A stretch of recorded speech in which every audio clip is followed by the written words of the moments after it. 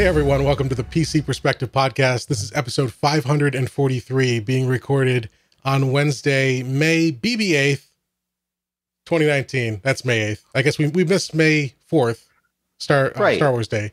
So Sebastian edited our show notes to denote that today is not May 8th, but May BB-8th. BB-8. I don't know. Hey, well, I'm Jim Tanis. I'm Jeremy Hellstrom.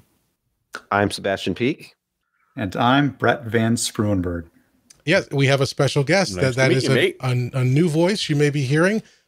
Brett is the magician, along with his wife, Michelle, behind our new website. Blue Sky Phoenix was the design and concept, I guess, side of things. And then, shoot, I'm sorry, I forgot already the name of the company, Brett. Binary Studios. Binary Studios. I was going to say the other one. Sorry. Binary Studios is the web design firm. And we are getting a little bit of webcam weirdness going on right now. I just lost my backlight. Oh, okay. Just having a little whitey. But that's fine. I'll take care of it. Brett is a fan of this site and mutual friends with our good former colleague Alan. That's how we found him. And so Brett and Michelle have been working tirelessly for like the last 4 or 5 months. And they're the ones who dragged our site out of that Drupal mess and into the WordPress future. So if you haven't had a chance yet, head over to pcper.com, check out the new site. We launched it last Friday or Saturday. So it's been a few days. Things are off to a great start. And we're very happy with everything. And we're glad to have Brett joining us because Josh is still around. Josh has not gone to Intel, despite rumors. Josh is merely visiting with some industry partners or industry friends in England. So he's gone this week, but we'll be back next week. And actually, speaking of next week, we're going to have to adjust the podcast recording time. It'll probably be Tuesday because I'll be out in California on Wednesday. So I won't be able to host Wednesday or Thursday of that week. So next week, maybe a day early.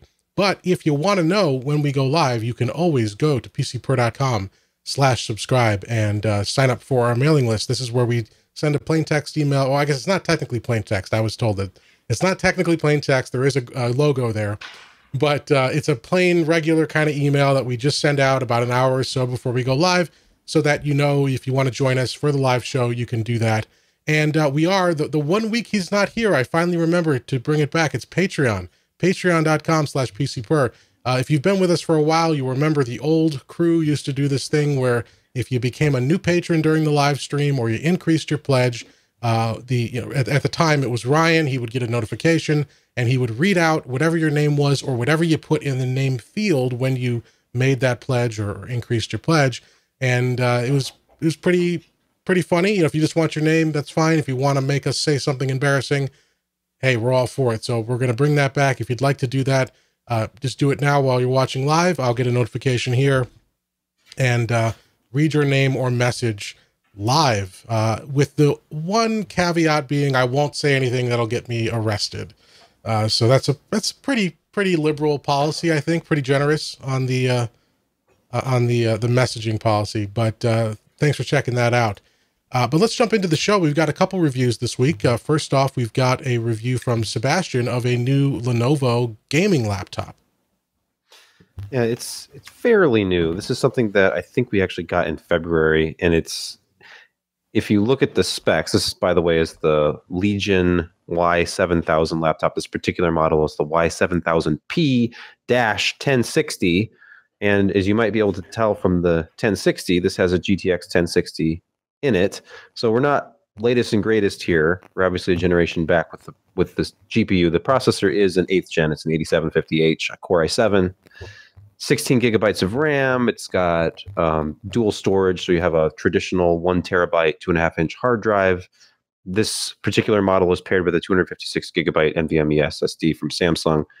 So specs are decent. The list pricing on this is $1099.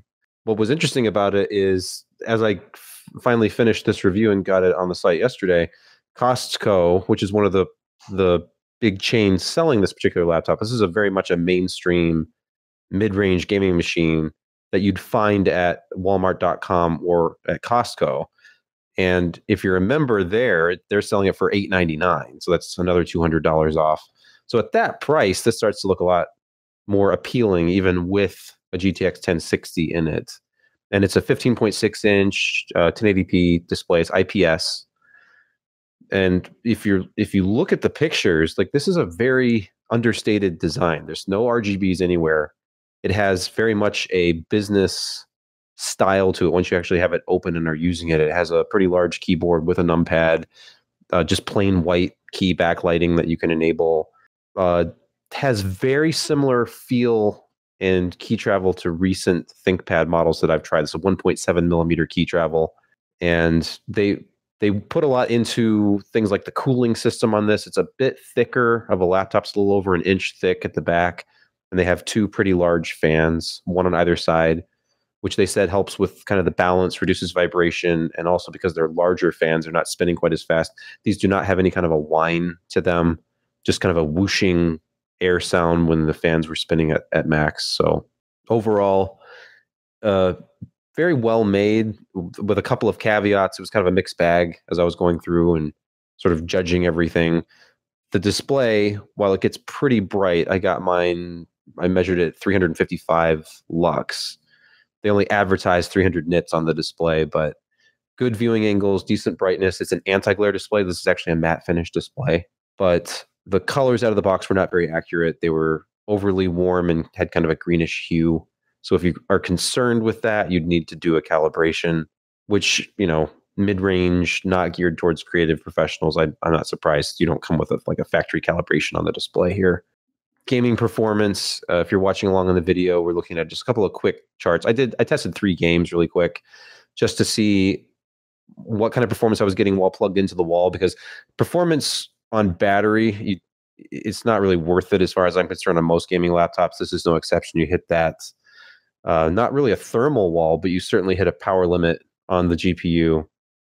But when it's plugged into the wall, it's very close to a desktop experience. I compared it against some recent benchmarks with a 1060 6GB Founders Edition card.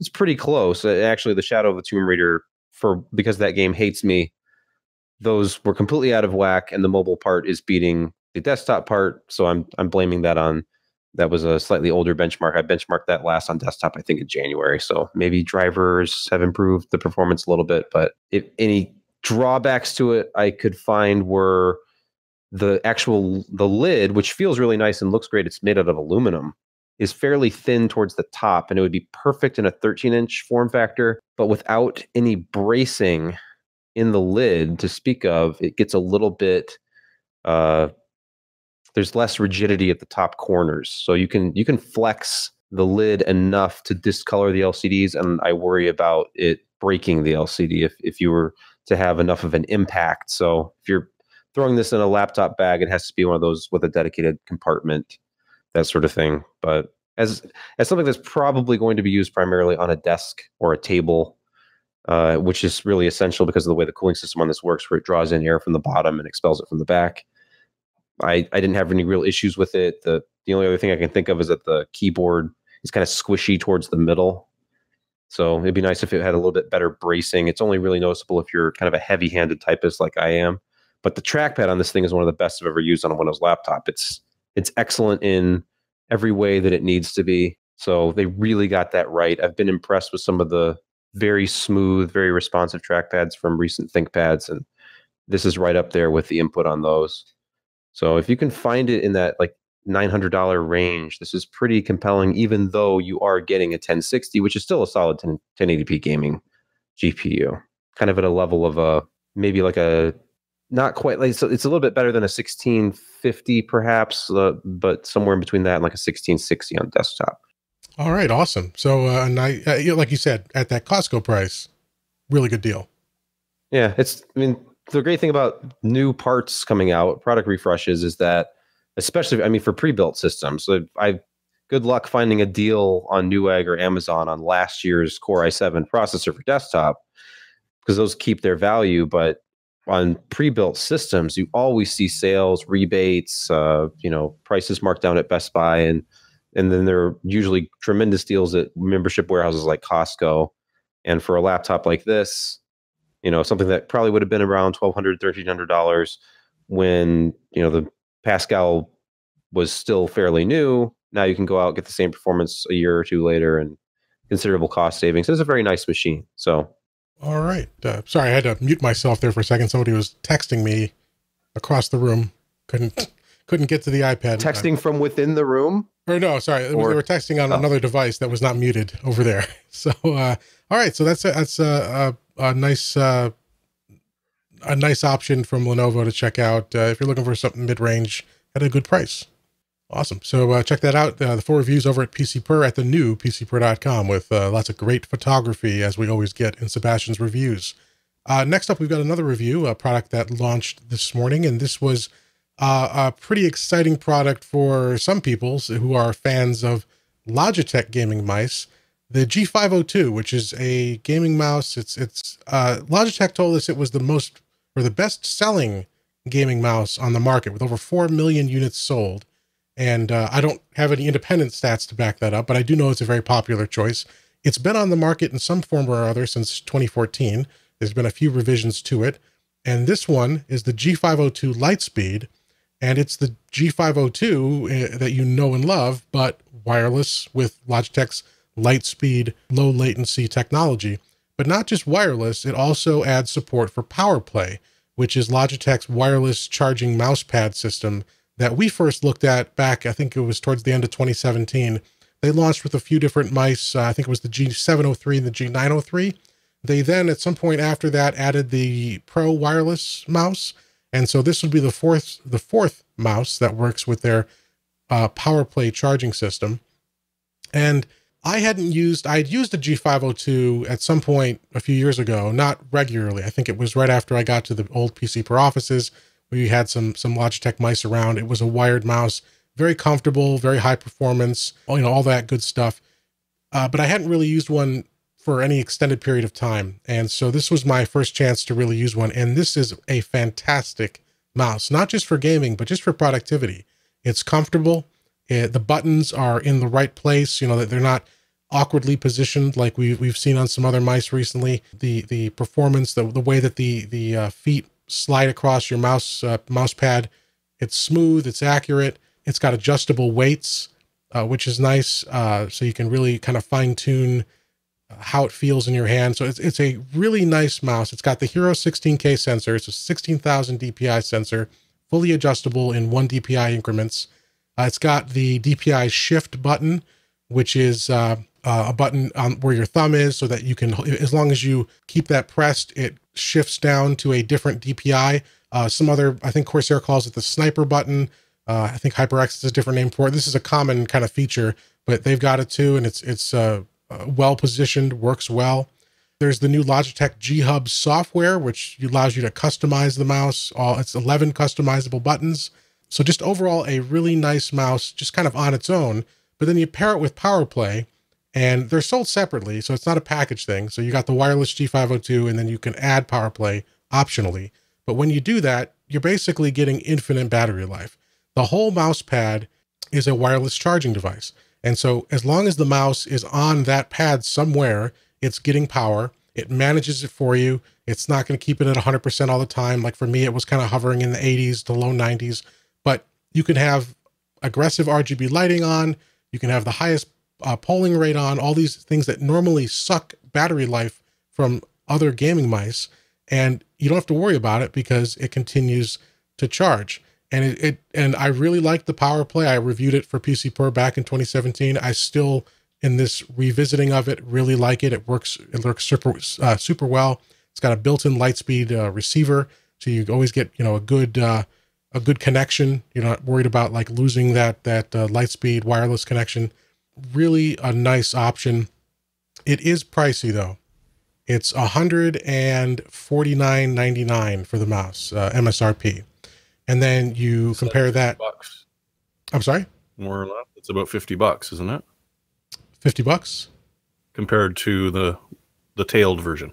Oh, yes. I'm sorry. So yes, the wired G502, which would be the Spectrum. I can't remember which one they updated last fall.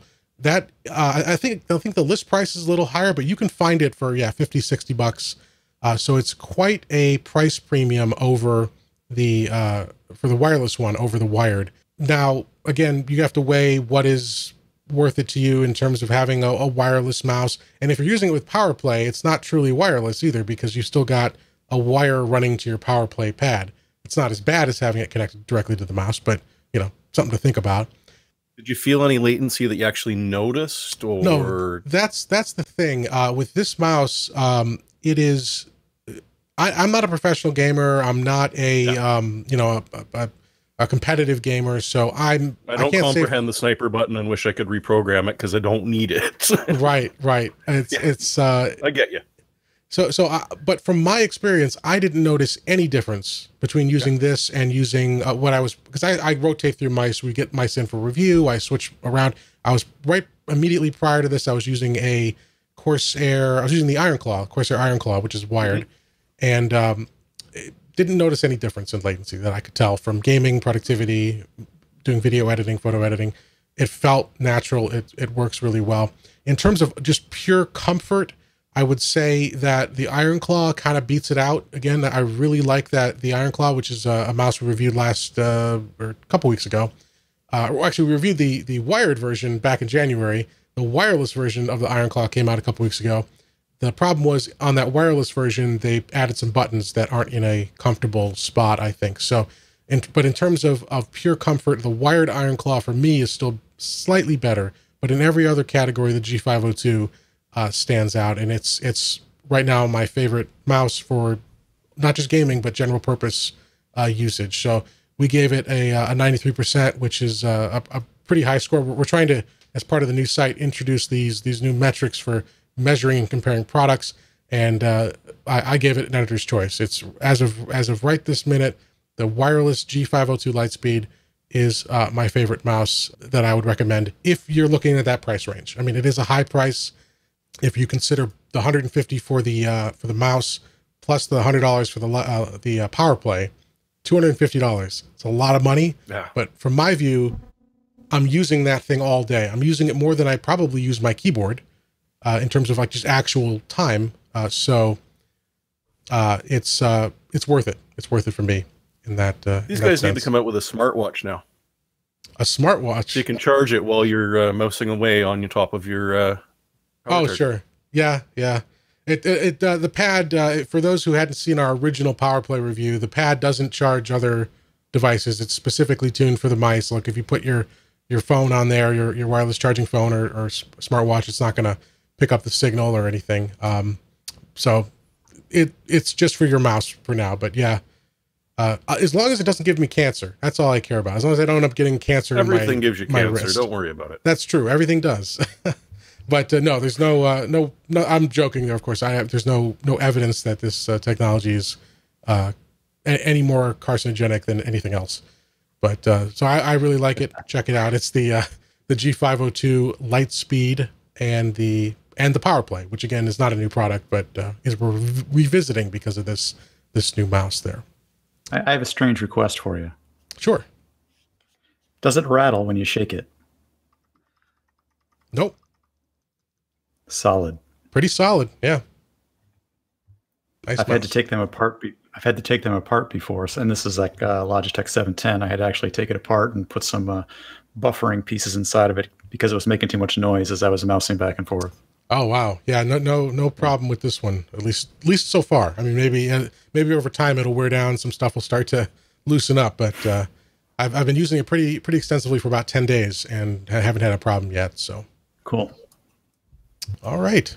Let's jump into the news. We've got a news story first up. Our friends at Be Quiet. We saw this back at CES. I think they teased this, and now they're getting ready to launch it for real. And this is the Slim Dark Rock Slim cooler. Why don't you tell us about this, Sebastian? Well, if you're familiar with the Dark Rock series, it's bigger tower cooler designs from Be Quiet, and we're talking about coolers that are on par with like a Noctua D14 or D15, large dual tower designs like the Dark Rock Pro. There's a Dark-Rock 4, which is a little bit smaller, large single tower design. And now the Dark-Rock Slim. The thing about the Dark-Rock series is, while they are tall enough to not really have any memory incompatibility problems if you're using standard DIMMs, if you do have like overclocking memory or anything with a taller heatsink profile, you often have to make concessions about where your rear fan is. You might have to raise the fan or omit the fan on the dual tower designs. And we've been doing that kind of stuff for years with test benches and things like the D14. So this is the same kind of smaller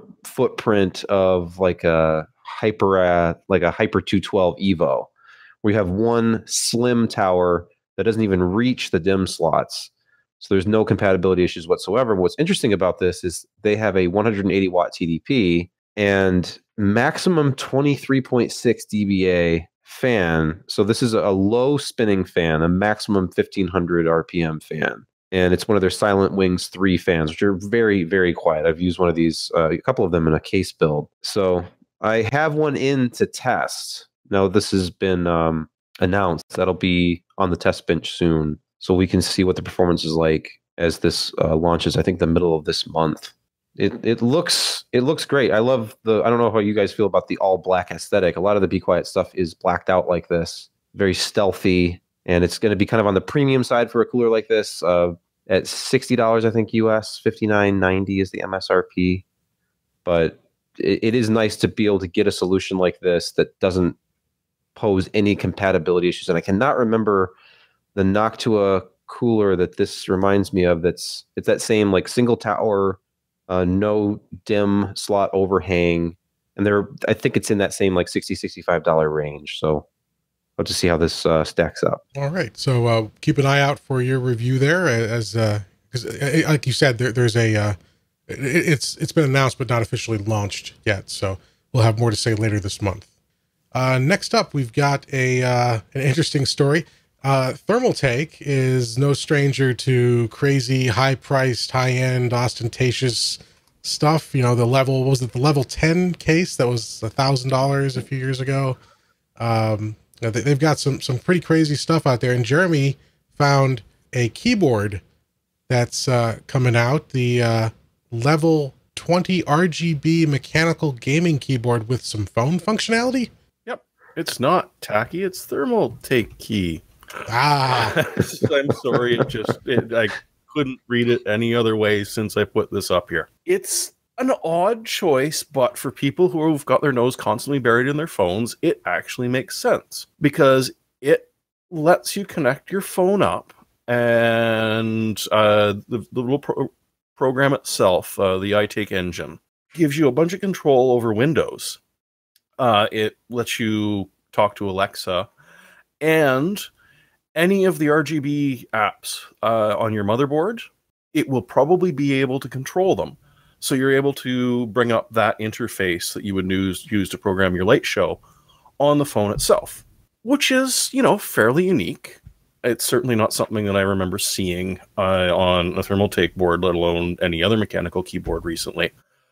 But whereas something like this that has Cherry MX speed switches in it, which should run you about $100 plus or minus, depending on what it's got, this one's closer to 200 because of that module. So you've got to really want to do it. But on the other hand, I mean, there is no other choice out there for phone and RGB addicts that need to satisfy both cravings simultaneously. yeah. So they're saying Nice. that they've got the price listed is £160. Yeah. Yeah. So yeah, I don't know. I mean, all these keyboards that there've been a number of keyboards that have come out that anybody hear that? Yeah, someone's on fire. Not it. It was me, Oh, okay. as usual. Everything okay? Everything's fine. That was just the dryer, Oh, good. Okay. so you know. Well, should we Which pause? apparently so you was can not fold? set to a silent. No, it's fine. Okay. We It'll- don't want it'll to get set. Need to wrinkled. change a load there or something, or Yeah. It's fine. All right. Well, as I was. Any laundry fetishists out there in the audience? We can Oh yeah. get Sebastian to do something for you. We It's a could do- comforter. It's not down. It's just a polyfill. I don't really have any other details about it. It's white, I think. Or That's at all I least it know. used to be. Yeah, it doesn't used to sound be. very manly. You've got a kid, so It is actually my son's, I think. My wife was doing laundry earlier, and I didn't want to stop the dryer. No worries. Always there's something exciting here at PC Per Live. So as I was saying, these keyboards have come out, you know, specialized keyboards. There was the one with the OLED, like individual OLED keys. There was one. Oh yeah, yeah. What was it? What was the name of that company? DOS Keyboard. It had one that was that would link to your phone, and like certain keys would light up when you got a tweet. You know, they've had a total of 3 of those actually. Oh, really? Okay. Yes, I may or may not have at least one in for review that needs a review. But yeah, that was their concept. Was you sign up for a notification service like IFFT, I think was one of them, and you have to link it to different accounts. Like if you want to link it to your Twitter account and have it send notifications to a particular key, like I could have the T key light up blue when somebody mentioned me. That would remind me, oh, Twitter mention. And you could have, you know, the escape key blink red if somebody was opening up your garage door. So it's just interesting functionality with, you know, hey, we have individual key backlighting on this keyboard. Let's do something with it other than just display colors. Sure. It's kind of an interesting concept, I guess I'll say. I personally don't find a use for it if I have my phone next to me. But if you're trying to disconnect a little bit, but you still want notifications, like if I get a new email, I could have like the M start blinking red or something. So it's new spam notice on the website, for instance. Yeah, the S. I can just have the S blink endlessly. Yeah. But I guess, like, does that stuff ever reach critical mass and take off? Like, it seems they make some waves. The Verge writes an article about it, and then it disappears. You know, it's the second you don't have to pay extra for it or put any more effort into it, I'm sure we'll see it everywhere. But you want me to sign up for a bunch of services? You want me to shell out extra cash up front to have this thing that, I mean, I'm going to be like a child at Christmas. I'm going to play with it once and then put it away and never look at it again. Yeah. So we'll see. What? I'm sorry. Go ahead. I didn't think there was any market for this at all, but that's just my own, you know, biased perspective looking at it. But the original DOS keyboard, what is it called? It's like, I know there's like there's like a 5Q, the X50Q. The original concept was crowdfunded, and they made their funding goal. Enough people wanted to buy one of these things, they funded it, but I think that was like 2 years ago. So I wonder if just the complete saturation of just like the ubiquity of smartphones maybe has made that less of a need. I'm not really making any sense, but maybe back in 2015, 16, there are still people who thought it was an interesting idea to have notifications. I just think that the way that Apple implements the touch bar on their higher end notebooks is how I would like to see notifications on the keyboard. Just give me a keyboard. If it's going to be $250, just put like an OLED or some other form of strip on the top of it and give me notifications that way instead of using the keys. Yeah. They were supposed to build something like that, actually. There was a rumor that they were going to build their Magic Keyboard, or the next version of the Magic Keyboard anyway, with that touch bar. Never really happened, though. Not really sure where that went. Just a rumor.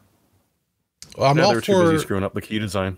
Well, that's true. They gotta sort out the keyboard switches themselves. Very busy in making a mess of that right now. Yeah. Oh yeah, and I'm all for the touch bar.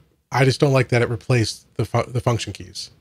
Like, add it on top of those. I hate on my MacBook having, because like I want to increase the brightness or change the volume or F12, and I gotta fumble for there's no physical tactile feedback, and that's. I think you're supposed to ask Siri to do that for you. I tried, but she doesn't talk to me anymore.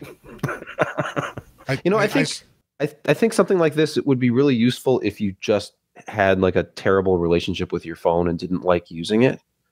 Like if you have a Windows phone, for example, and are just frustrated by the misery of being a Windows phone user, and I know there are people who are very passionate about it, and I liked it, and I was on the bandwagon with my I think I got the 920 is when I started, and I still have a Windows phone, but you know, you don't necessarily want to use that thing. So maybe offload some of the responsibilities to other devices around you.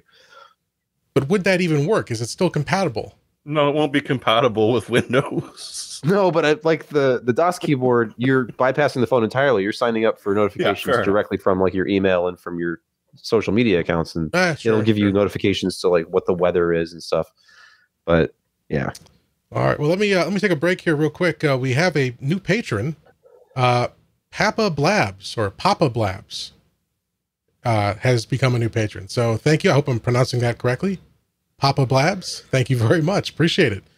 Great. All right. Well, let's jump, continue on to the news here. We've got another story. Microsoft Build, their Build conference was this week, and they've had a number of announcements, and some of them related to Linux, terminal. There's going to be a new stuff for PowerShell. There was probably the sexiest terminal video ever made. You guys saw that. Yes. Like, my God, I got a little flustered. But why don't you tell us about this, Jeremy? What have we got to look forward to? All right, well, I mean, that's the first of the big ones, is that if you just can't stand dealing with a command shell that doesn't support emojis, the long wait is over. You will now be able to do that. The day has finally come.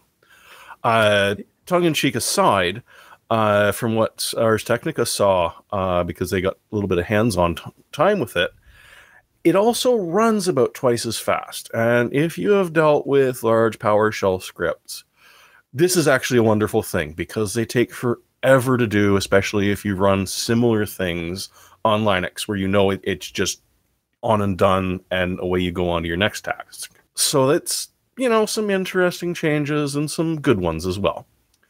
But along with that, they announced .NET 5, which is not .NET Framework, nor is it .NET Core. It is .NET, because this is not confusing. To make it even better, what it actually is their revamp of the Remote Visual Studio interface. So you're now able to work with a team, which are scattered all across wherever, and be able to work on code at the simultaneously, be able to sync what's going on. There's some new code testing behind the scenes, which will work. So essentially all it is collaboration studios for Visual Studio, which we had a while ago, but needed a lot of work. So this refresh should be good, because I mean, most of the programmers I know are working remotely. They very rarely are in an office or sitting close to the people that they're working with. And then the last one is, of course, the step back, because Microsoft always has to offer at least one step back during announcements. The new Chromium Edge is going to have an IE mode, much like you're used to compatibility mode on some of the older ones, or IE6 mode. Lord, no. Because many corporations have really old programs that were built on ancient .NET, ancient JavaScript, that simply it won't work outside of the Internet Explorer engine. And damned if they're going to upgrade it before about 10 years has gone by. They're still in discussions for the last decade. This will be the planning decade, and then 30 years from now, they will be ready to move on to Edge. Probably not Chromium Edge, but Edge. So on the plus side, from the sounds of it, it is running in a sandbox inside of Edge Chromium. So the amount of damage that can be done should be minimized. But on the other hand, I mean, you're still playing with IE11, so it wasn't the worst, it wasn't the best, but it's been around so long, everyone sort of knows how to play with it. And they've also added, some ability to add in personalization. So if you want your corporate logo on the side of every single one of these IE11 inside Windows Edge Chromium pages to go, you can do it. So it's very much, at least, aimed at medium, large enterprise businesses, which Microsoft's not really been playing with much lately. So it's nice to see, but at the same time, from my own job experiences, I would have loved them to just say, we are pulling the plug on this date, and if your crap don't work after that, we told you so. Yeah, well, we'll see. I mean, how many, because, obviously you've seen this side of things. I mean, how bad is it with the IE dependent stuff? Like, how pervasive? You like getting paid? Really? Payroll systems are one of the worst offenders. Oh, okay. And in many cases, it's because they're attached to tax software from the government, which is also an incredibly bad one. In fact, you're lucky if they've got a E11 and TLS 10.0 enabled. So it's sort of a chain reaction of the suppliers haven't bothered, the corporations haven't bothered, and, you know, with the person holding the money is looking at it, well, there could be something happen, but there hasn't been so far, or I have to give you money. Yeah, we'll just see, and nothing will happen. It'll be fine. And even if it does, I mean, Ashley Madison's still around, so obviously there won't be any negative repercussions. Apparently not. Wow. All right. Well, we'll see how that goes. We're going to take a browser is never going to die. Right. No, it won't. Yep. It's never going to die. I liked Jeremy's joke there that, you know, they'll eventually get to Edge, but it'll be Edge HTML, not Chromium. Yeah. Like, hey, we're here. Yeah. Where is everybody? All right. Well, compatibility. We'll go sit back in the corner. Yep. Yeah. Let's take a break. We have a new sponsor this week that I want to talk about, and it is Capterra. And if you've ever, you know, if you have a business, you have an organization, you probably need software. And, you know, maybe it's just basic stuff like, you know, word processing, stuff that's kind of common to all businesses, or maybe it's highly specialized software. Well, how do you find that? You know, and then once you've found something, how do you evaluate it? How do you know that it's got the features you need? How do you know how it compares to, you know, other apps in the same field? How do you know if it's just a good app or not? You probably want to hear from users of those software applications and services, right? And that's where Capterra comes in. Capterra is the leading free, and I want to stress that, free, completely free online resource to help you find the best software for your business. And when I first heard about Capterra, because I heard it, you know, it might have been another podcast ad, or I saw them online, because I was familiar with them when they approached us about being an advertiser, but I was mistaken. I had thought that they were kind of focused on enterprise stuff, like IT stuff, the kind of stuff that the software that big, you know, big organizations use to run their IT infrastructure. And they certainly do have that, but I really was mistaken because it's so much more than that. It is software for every type of business. It's software, you know, from something for an architecture firm to do project management, dentist office for patient records or staffing, stuff like that. Yoga studios. They've got software for nonprofits, churches, almost anything you can think of. They have software categories that they can help guide you to find what you need. More than 875,000 reviews in more than 700 specific software categories. And these are real reviews from real users. And that's kind of what I like about it too, because with this sort of category view, in terms of finding software by category, you may know what you need. You may have this like a CRM software, customer relationship management software that you know, and you're looking for an upgrade or you're looking to replace it. So you kind of know what you need. But sometimes you may not know what you need. And you do run a certain business. You run like an architecture firm or something.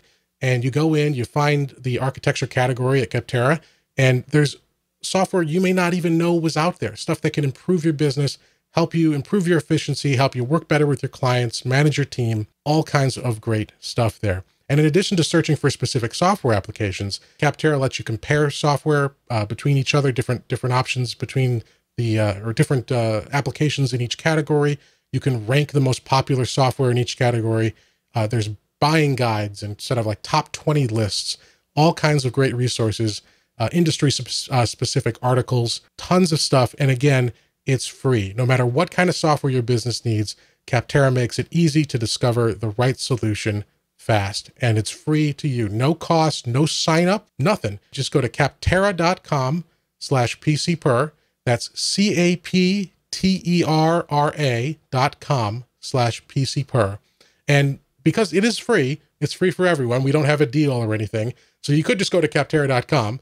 But if you do go to capterra.com/PCPer, that lets them know you found them through us and it helps us out. So we would appreciate that. capterra.com/PCPer. And I do want to do something real quick here. I just want to, this is the Capterra website, because I really want to emphasize how crazy their software categories are. For you, the guys here on the show, what's name a business type? Like pick something out of the blue that you think there might be a software need for. Shoe shining. Shoe shining. Let's Personal see. massage. Yeah. Well, massage therapy software. Personal. Well, okay. Well, it's not good. So massage therapy software. They've got the different software solutions here with ratings, reviews. Again, these are real reviews from real customers. You can go to their website. You can look at the Capterra catalog. You can see the comparisons, screenshots of what the software looks like. It's a pretty amazing resource for finding software for your business. So go check that out. Again, that's capterra.com/PCPer,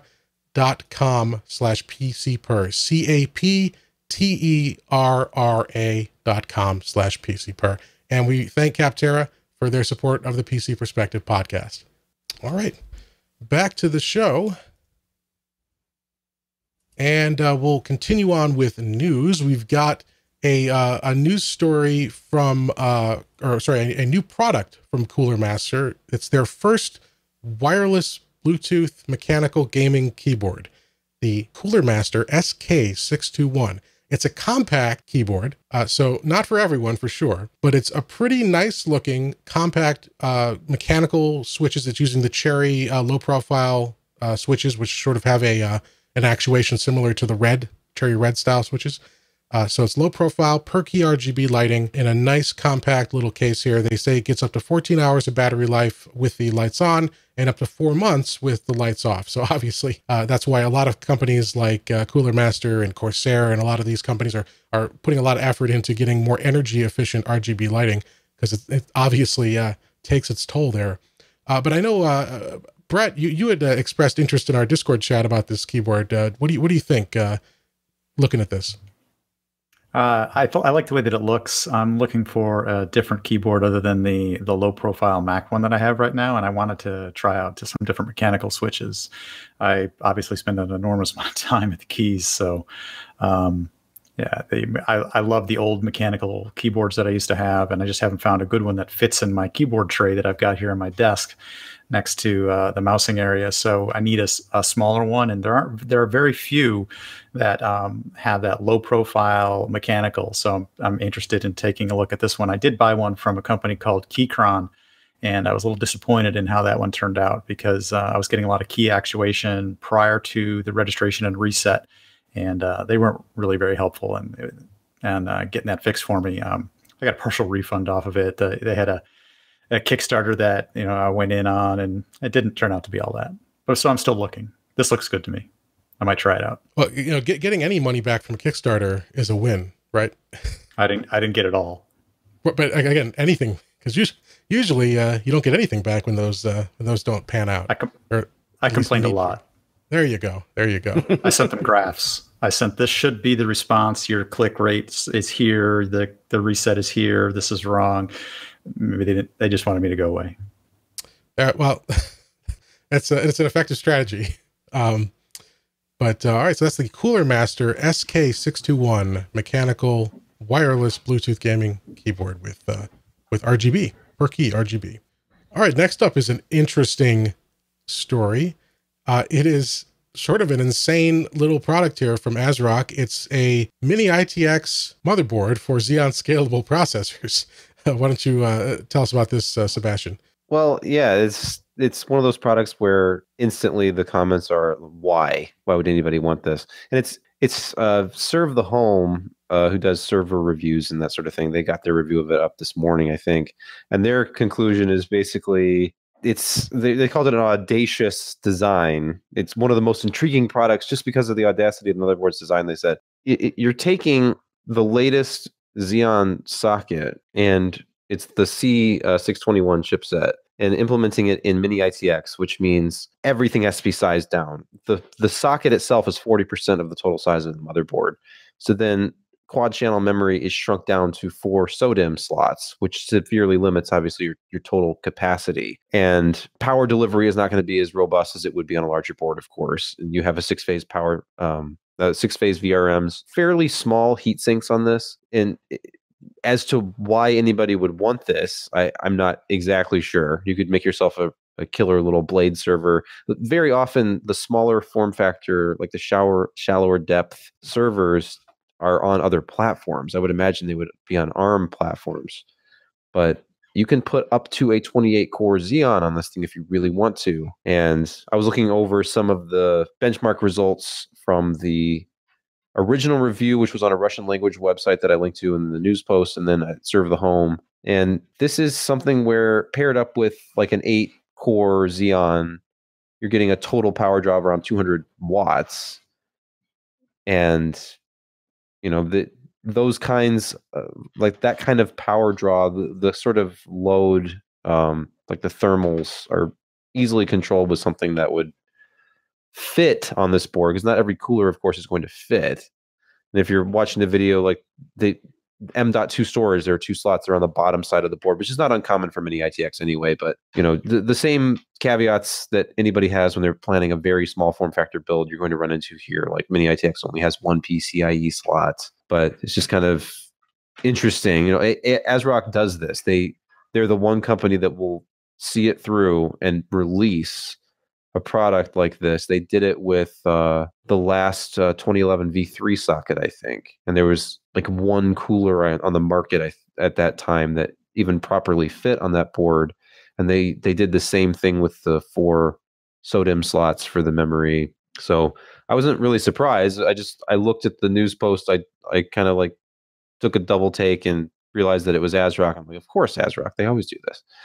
So if you have a need or just desire building the most ridiculous Mini-ITX system imaginable in the smallest possible space, they are always the company to go to. It's their ASRock Rack series, the EPC 621D 4i-2M. I'm holding it for the Epic version. Right. I love the idea of this board. I'm glad it exists.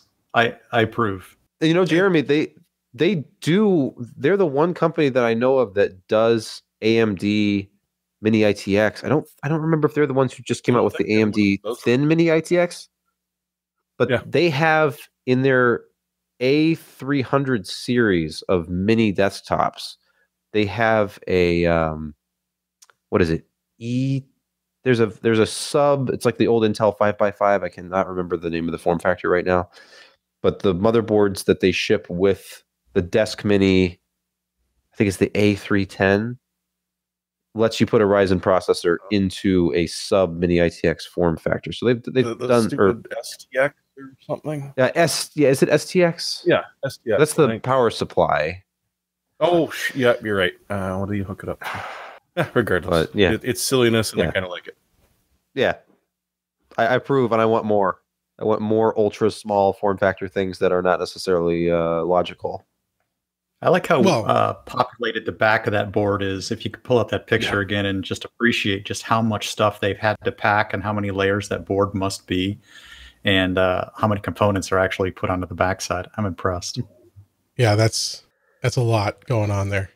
You got to make sure your risers are tall enough, though. Oh yeah, that's kind of important on this one. I was thinking about that they probably include some extra tall risers just for this. You know, you can see one in the bottom left there. Yep. Oh yeah, yep. Oh, that's actually the attachment point for the hold down on the 2280 mil or the it will be, won't it? Yeah. Man, all right. Well, some crazy stuff from ASRock there, and we'll see if it comes to Epic. Similarly dense systems. Speaking of AMD, in general, we've got some news. If you recall, a few weeks ago, AMD came out with their second-gen Ryzen Pro mobile processors, and that was the sort of the soft launch of announcing the SKUs, and now we've got some systems that they're starting to appear in. One of the ones we were briefed on was the Lenovo ThinkPad line. Lenovo's got 3 new ThinkPads coming out. It's the T495, T495S, and X395. And they're all going to be available with those second-gen processors, which again range from the Athlon branded on the low end up to the Ryzen, I think it's the Ryzen 7 3700U, Ryzen 7 Pro 3700U. And they have a Vega graphics there as well. Of course, these are APUs. So the ThinkPad T495 is a 14-inch laptop. It's going to be available this month, starting at $939. The 495S is also 14 inches and is going to be available in June for a little bit higher price, starting at $1089. And then the X395 is that smaller 13-inch model, also starting in June at 1089. So some stuff to look forward to if you're an AMD fan. You want to get a nice, slick, sleek, I should say, professional-looking laptop with AMD processor and Vega graphics. Not super crazy gaming graphics, but pretty decent APU for all-around computing. Check these out over at Lenovo. And we've lost Sebastian. I think he's off folding a comforter. But let's continue on with the news. We'll see if he comes back to us. And again, continuing with AMD, we've got maybe some somewhat slightly bad news about Threadripper. We kind of thought maybe we'd see it sooner, but AMD took it off their roadmap. Why don't you tell us about this, Jeremy? Yeah, it's kind of sad at first glance that they're not talking about the third generation of Threadripper, because it's just one of their more exciting parts to have come out in quite a while, and frankly is one of the more exciting parts to come out in the industry recently. But it's not all bad news. The Inquirer had a couple of thoughts as to why this would be. One is that in the slide deck is mention of 7nm plus. So sometime next year, AMD is going to be refining their 7nm to... we don't know what it means when there's a plus beside it anymore, other than it's a more mature way of doing the 7nm process. So it could be that they decided they'll just hold out and wait till that's ready, and Threadripper 3 will be one of the first processors that we see on that process node, which, is not necessarily a bad thing. The other one makes a little more sense, which is at this point with the limited capacity at 7nm, it makes sense to pump out as many Rome processors as you can, continue the trend that they've had, which is they're starting to gain share in the market share in the server market. So by being able to pump out more and more and more Rome at the same time that Intel is still dealing with a backlog of orders and still, having some issues with a lot of their high-end processors, it makes it far more attractive to go to AMD, and they can take advantage of this and grab some of that server share simply because they've got stuff you can buy. So, I'm sad, but it's probably not the worst thing that I can't buy a Threadripper 3 in the next couple of months. I'm going to be looking at the new Ryzens and Navis, to be, honest. So maybe save me some money until next year. But along with that, and as I alluded to, is that Intel's having issues with their higher end. They announced today that they are expecting to see an end to the CPU drought on the low end in June. So expect the i3s, the mobile parts, to start appearing in larger quantities. But it's great news for AMD because, as we just heard in the last story, it's a little too late. There's already companies like Lenovo that are starting to offer AMD lines that they haven't done before. And the case for the reason behind this seems pretty obvious, is that they simply couldn't get parts from Intel to be able to build their next lineup of product that they have to get ready, shipped, and sold before Christmas. And saying, okay, yeah, by June, we should have some more product for you. That's a very tight timeline, and, might mean that you're trying to launch new product right at Christmas, which, sometimes works, but a lot of the time you need it already in the shelves. You need people talking about it and seeing how good or poorly it performs. So it's good for Intel that, they're starting to get out these i3s, but at the same time, I honestly, where I look at it, they're going to be a little bit late for this, the upcoming 2 quarters. And it won't be 2020 until Dells and Lenovo's and that are still, all right, yeah, okay, as long as this has been true and the supply has been steady, we're going to maybe back off on the AMD products, or if the AMD products sell well, maybe we'll start having 2 lineups, which would be very nice to see. It's been a long time. Oh, yeah. A little more competition. Yeah, and I guess we should also mention, I didn't include it here, the Frontier supercomputer. Right, yeah. AMD got the win on that. That came out, I think it was yesterday. It's the computer that's going to go into the Oak Ridge National Laboratory. Replaces Summit, I think, is the current system there, which is an IBM Power 9 and NVIDIA based system, and this Frontier system being built by Cray will use EPYC CPUs and Radeon Instinct GPUs for a 1.5 exaflop maximum performance level, which will be the new world record if they hit that, and there's no other changes there. So that'll be interesting to follow. And so not only is AMD getting all of that system, but then there's the what is the Intel system, Arcadia, or there's another supercomputer going online next year that's going to be based entirely on Intel CPUs and Z. Is it Z? Is that how you pronounce their compute GPU? XE? I don't know. Sure. The X. I've just been calling it XE. Gee. Oh, but the point is that'll be all Intel, and this one will be all AMD, and those will both be exaflop scale machines and or systems, and that leaves NVIDIA out of both of those for now. So interesting that going to a full stack or full service provider of getting your CPU and GPU from the same manufacturer, and being able to get around some of the interconnect latencies and things like that. It's leaving NVIDIA in an interesting position. So, was it worded on the article that these were GPUs and CPUs that have yet to be released? I don't think they meant current gen on anything. oh no, right? yes, it'll be EPYC class and Instinct class, but using some future, and they weren't clear. This is 2021, so we're not clear what generation. Lisa Su did say they would be custom parts, so which obviously, unsurprising, but custom. So we don't know exactly what level of Zen generation will be in. How much Zen you'll have in there. Right. And also Infinity Fabric, it'll be a new implementation there, because what they described, it would be one EPYC CPU using Infinity Fabric to talk to 4 Radeon Instinct GPUs per node. So that's, again, we don't know how that'll work out once that is detailed fully, but they're aiming for 1.5 exaflops. That's what they say the goal is. So pretty crazy. And whoever sucks down the least power will be the winner. Right. Yep. So I was going to say, coming from Power 9 to EPYC is probably going to be massive on that sort of scale. Yeah, I think I can't recall. There was some estimates on power numbers. I don't recall exactly what they are, but the information's out there. It's the Frontier supercomputer. All right. One last news story, something of a nostalgic topic here. You guys remember PowerToys? Oh God, yeah.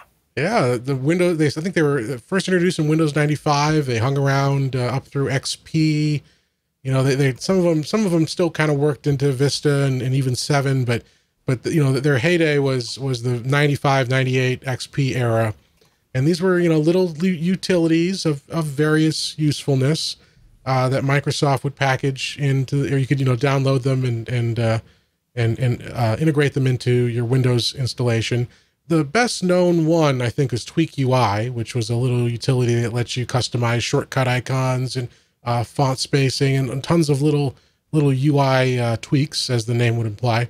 Those were the original PowerToys, and Microsoft sort of rebooting it, but not rebooting it in, how am I going to say this? Not rebooting it the way that J.J. Abrams rebooted Star Trek, but rebooting it like the Ghostbusters reboot.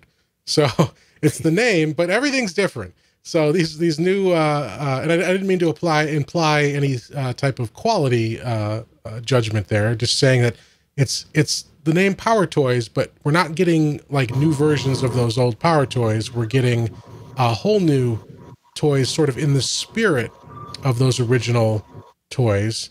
And sorry, I just had to mute Sebastian there. Your audio is, we had some feedback coming through.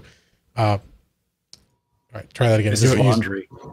Is it your laundry? I was just saying, Jim, you cannot dig yourself out of the hole you've created with that comparison. That's all.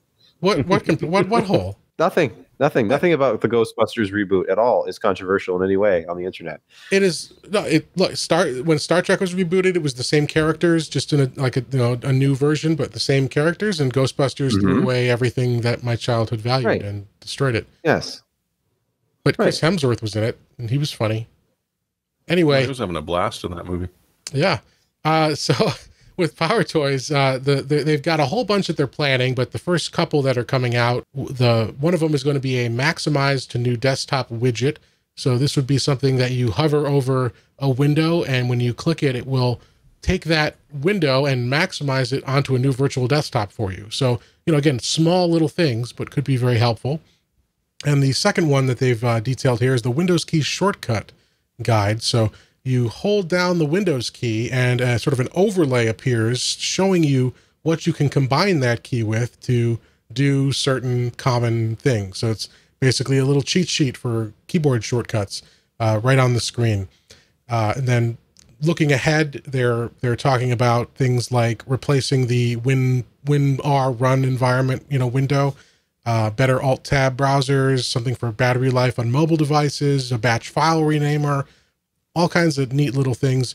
It's all going to be open source. Microsoft is running the project over at GitHub. So we've got the link there in the story. Head on over to that page to kind of see the progress of these. They say they're also soliciting feedback for the order in which they should develop some of these future ones.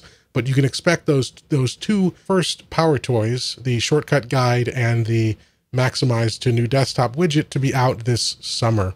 All right, so I'm excited to try those. Those should be fun and open source, good for Microsoft. Okay, let's jump up into the picks of the week. I'll go first. I've got an app that sounds like one of those kind of scammy apps that you download from various unsavory websites, but it's actually not a scam. It's the 4K video downloader, which is an actual app, and it's actually a pretty nice little app. It's free. There's a premium mode that gives you some better functionality, but the point of this is an app that can download from YouTube, download from Facebook, Vimeo, lots of these sites that have video. It allows you to grab a local copy and save it in a format, either the native format that it was uploaded in, or you can auto convert to a different format or just extract the audio. And there's lots of apps that do this kind of stuff, but this one's clean, doesn't have any malware, doesn't have any adware. I've been using it for probably a year now, and it's been a nice, handy little app.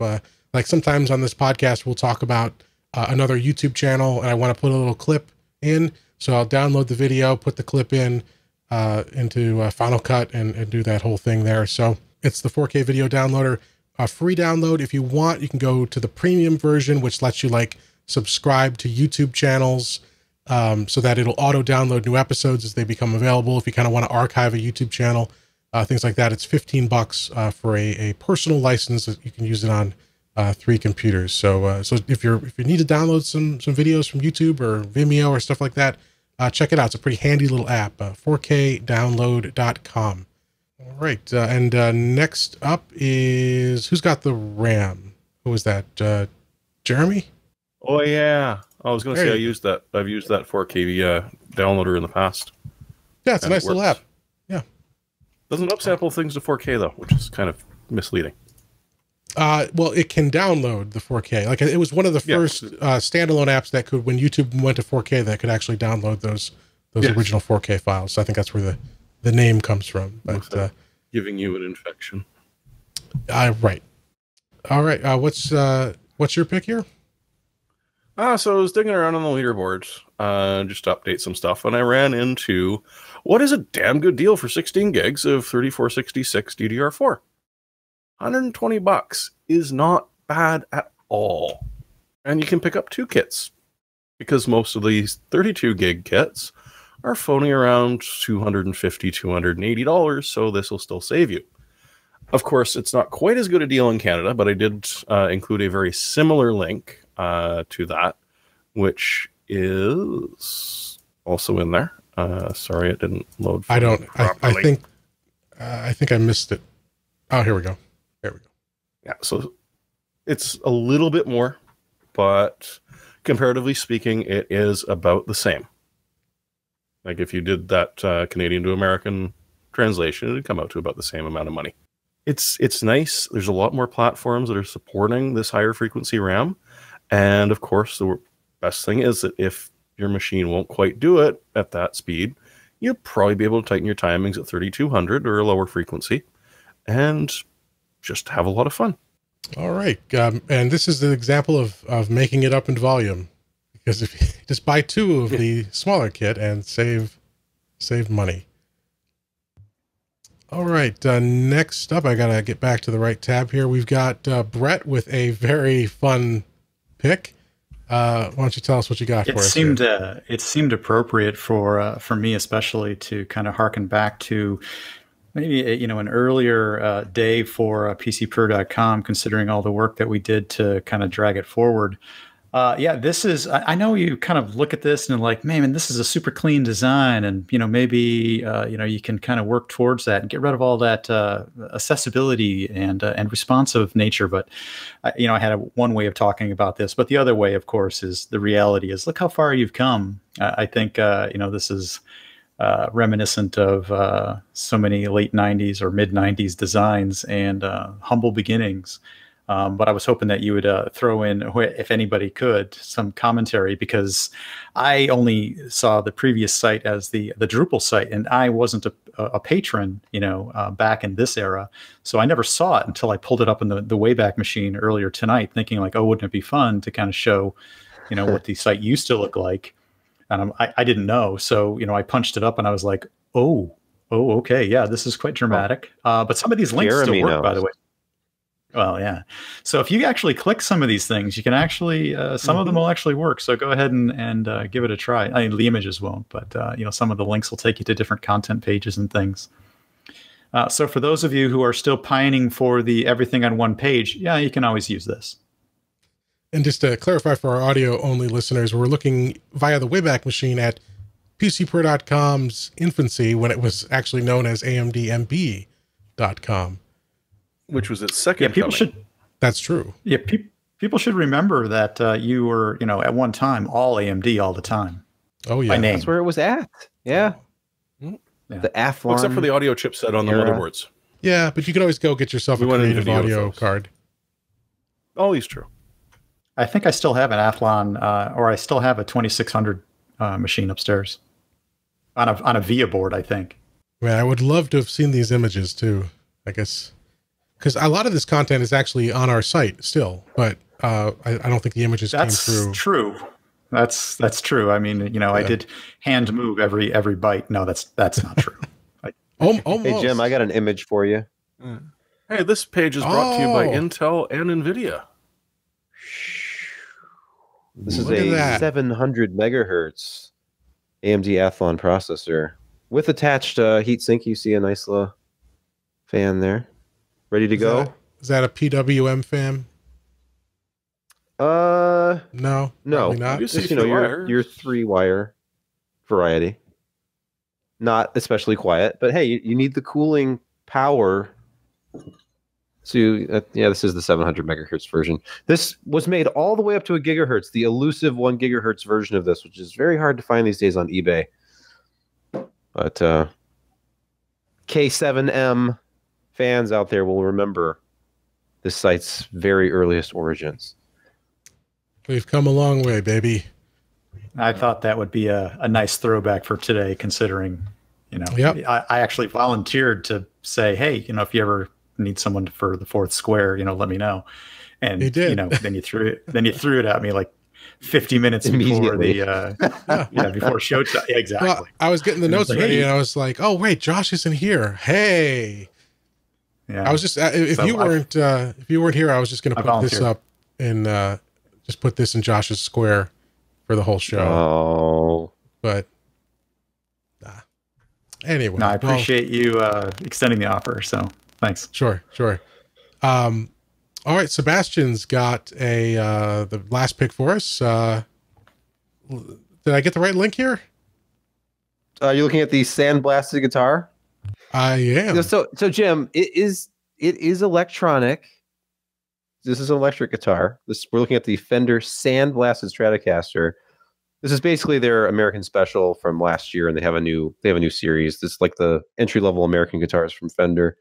But this is different retailers get their own custom variants. This one is cool though. I've been looking at this too much the last few days, and by talking about it here, I can hopefully get it out of my system and resist the urge to make an extremely unwise and not at all spouse-approved purchase.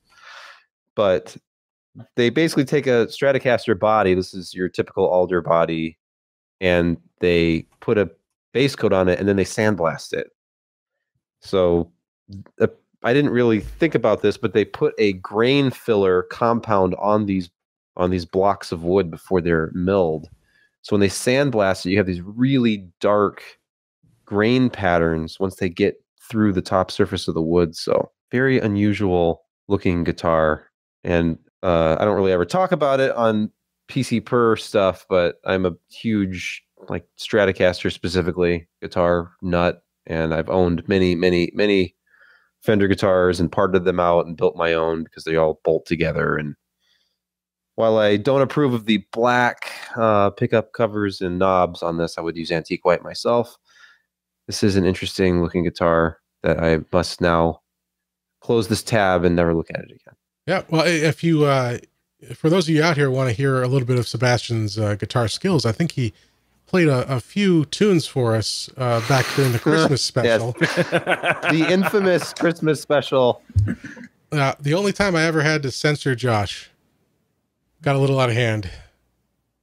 See, But, you've only been doing this for a short time. Josh has been censored, I think, many times in the past. Or maybe not. Maybe Ryan just let it go. I don't. Everyone was surprised when they heard the beep, but I didn't want to take any chances. Didn't want to offend anyone, of course. Yes, Josh. Wait, I thought you had.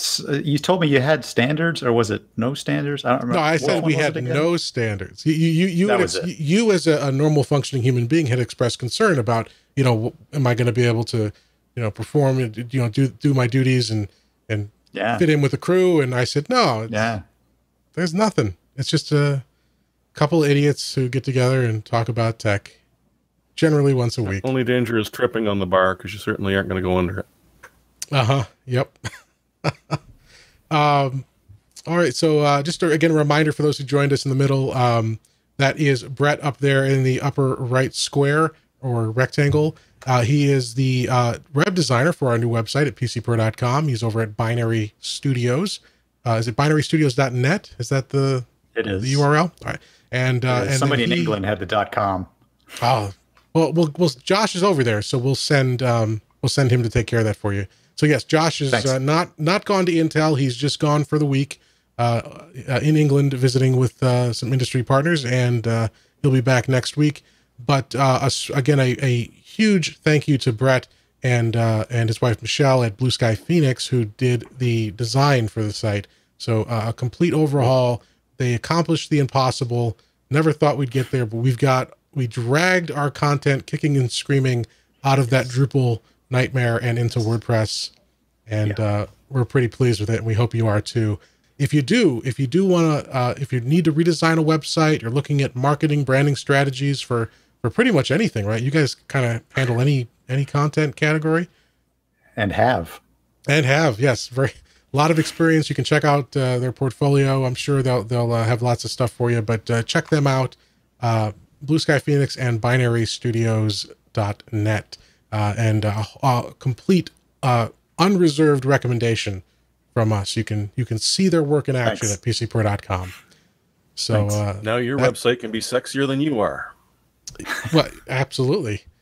But well, that's it. Thanks for joining us, folks. Again, a reminder: the podcast next week may be on Tuesday. It certainly will not be on Wednesday, and I won't be home until I think Friday. So we have to sort it out. But it just won't be Wednesday. Likely Tuesday, maybe Friday.